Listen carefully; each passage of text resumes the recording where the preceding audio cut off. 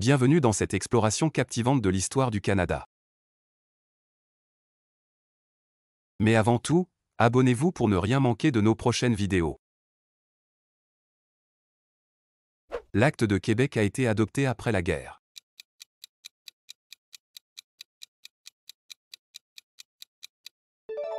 Vrai. L'Acte de Québec a aboli la liberté religieuse pour les catholiques.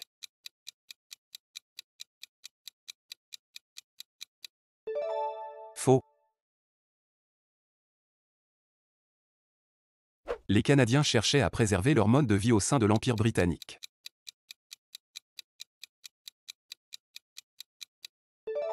Vrai. Les habitants de la province de Québec étaient principalement protestants.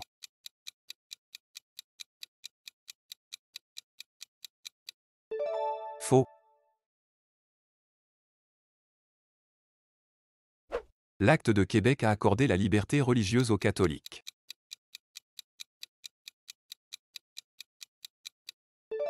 Vrai.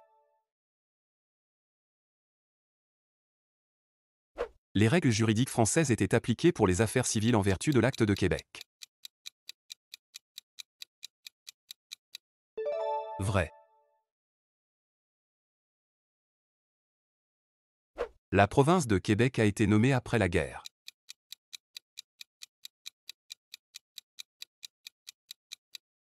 Vrai.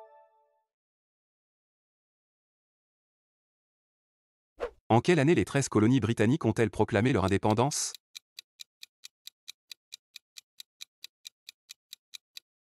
1776.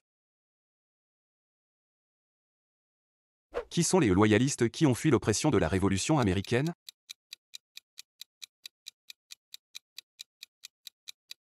Personnes fidèles à la couronne. Où se sont établis les loyalistes en fuyant la Révolution américaine?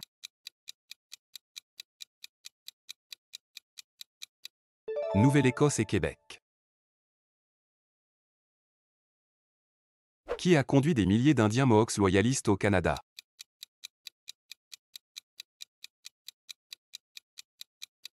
Joseph Brant. Quelles sont les origines des loyalistes?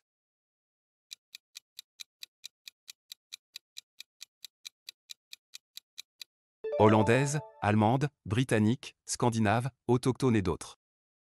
Combien de loyalistes noirs sont venus vers le nord à la recherche d'une vie meilleure?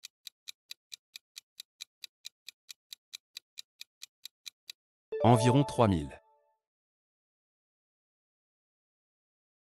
Où certains néo-écossais noirs se sont-ils rendus en 1792? Afrique de l'Ouest. Quelles colonies britanniques ont-ils établies en Afrique de l'Ouest?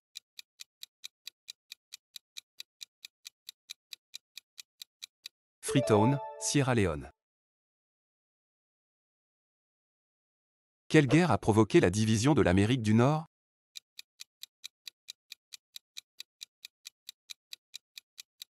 Révolution américaine. Les 13 colonies ont proclamé leur indépendance en 1776. Vrai. Joseph Brant était un loyaliste.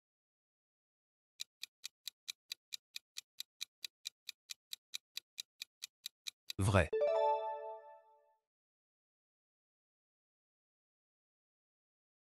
Les loyalistes étaient uniquement d'origine britannique. Faux.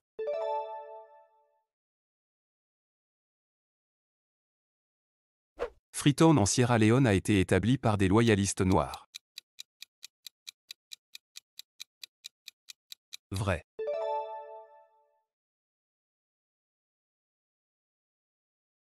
Où a été élue la première assemblée de représentants en 1758? Halifax, Nouvelle-Écosse. Quelles régions ont suivi avec des assemblées élues en 1773 et 1785? Île-du-Prince-Édouard et Nouveau-Brunswick. Quel acte a divisé la province de Québec en deux entités en 1791? Acte constitutionnel de 1791. Quels sont les noms officiels des entités créées par l'acte de 1791? Haut-Canada, Ontario, et Bas-Canada, Québec. Qu'est-ce que l'acte constitutionnel de 1791 a accordé pour la première fois aux deux Canada? Assemblée législative élue par la population. Quel nom devient officiel avec l'acte constitutionnel de 1791 et est toujours utilisé par la suite? Canada.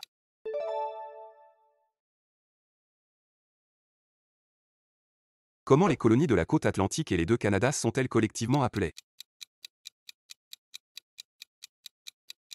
Amérique du Nord britannique. La première assemblée de représentants a été élue à Île-du-Prince-Édouard en 1758. Faux.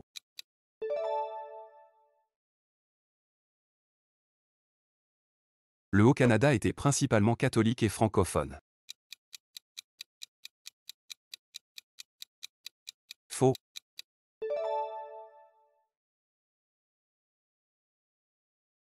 Le nom au Canada est devenu officiel avec l'acte constitutionnel de 1791.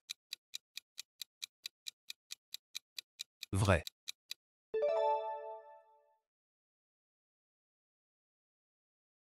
Les deux Canadas sont obtenus des assemblées législatives élues par la population grâce à l'acte constitutionnel de 1791.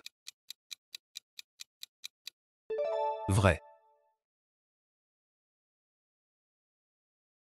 Dans quel pays le premier mouvement pour abolir le commerce transatlantique des esclaves a-t-il commencé? Au Parlement britannique. Qui était le lieutenant-gouverneur de Haut-Canada en 1793?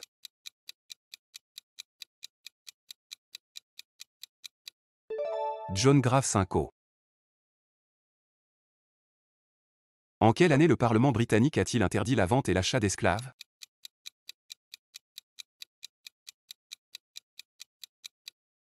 1807. En quelle année l'esclavage a-t-il été aboli dans tout l'Empire britannique?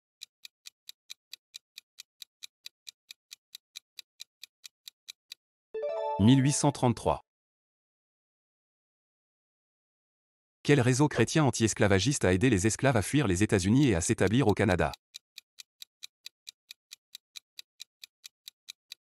Le chemin de fer clandestin. L'esclavage a existé dans le monde entier, sauf en Amérique.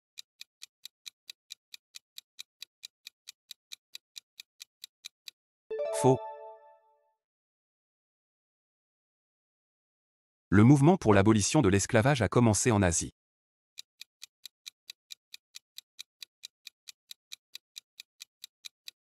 Faux. John Grave Simcoe était un officier militaire loyaliste.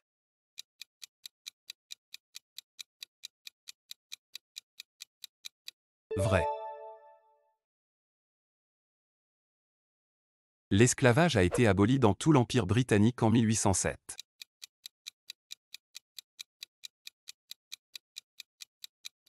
Faux.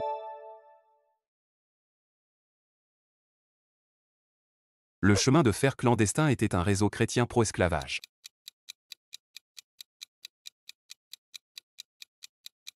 Faux.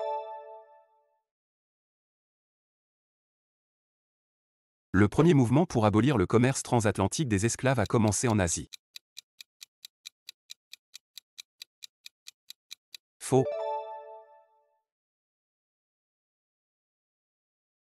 L'esclavage a été aboli dans tout l'Empire britannique en 1833. Vrai. John Graf Simcoe était le roi de Haut-Canada.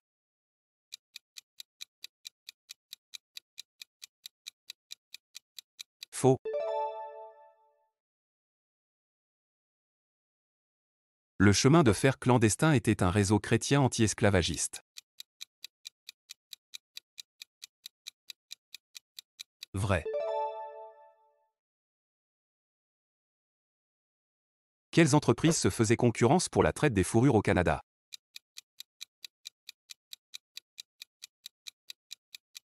Entreprises sous les régimes français et britanniques. Quelle compagnie a fini par dominer le commerce dans le Nord-Ouest?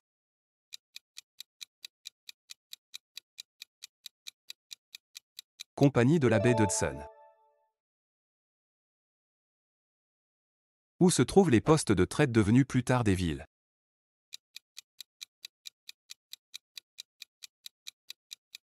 De Fort Garry, Winnipeg, à Fort Langley, Vancouver, et Fort Victoria. Quand la bourse de Montréal a-t-elle été créée?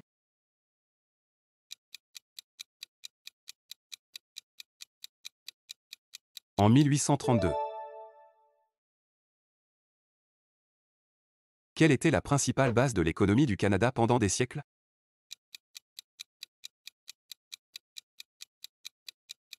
Agriculture et exportation de ressources naturelles. Les premières entreprises au Canada étaient principalement françaises.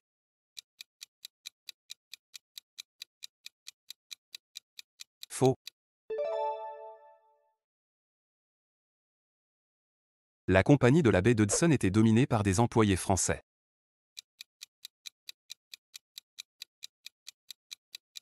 Faux.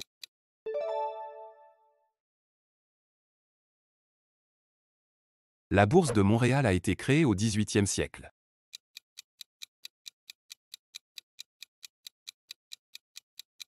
Faux. L'économie du Canada repose principalement sur la pêche.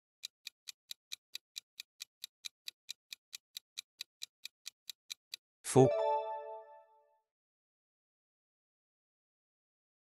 Les postes de traite sont devenus des villes au fil du temps.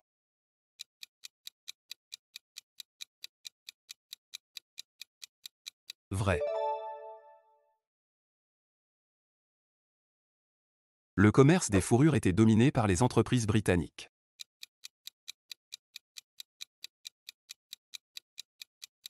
Vrai. Les entreprises sous le régime britannique étaient principalement actives dans l'agriculture. Faux. La bourse de Montréal a été créée au XIXe siècle.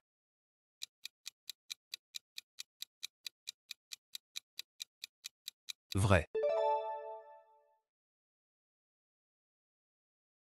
Les routes étaient le principal moyen de transport pour les ressources naturelles.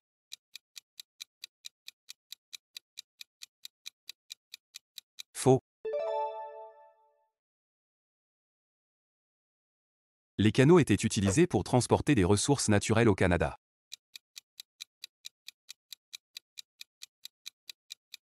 Vrai.